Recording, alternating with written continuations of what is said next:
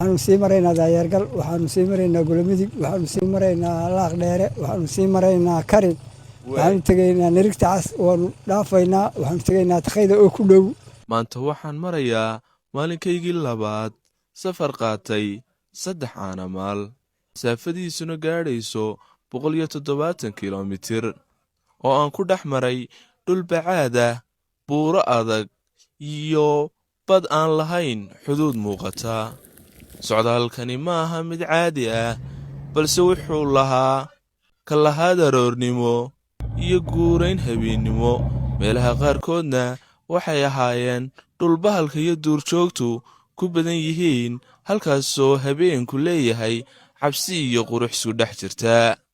dhulkan aan cagaha saaray waa meel hodan ku ah khayraadka dabiiciga, xijiga, cusbada iyo macdanta, balse weli qarsoon oo aan si buuxda loo sahamin. waxaan la kulmay xoolo aan lahayn xero oo habeenkii bannaanka fadhiista. waxa ku yaala ceel baa ku yaala saleeshaga ceelkan biisa aad iyo aad bay kulul yihiin.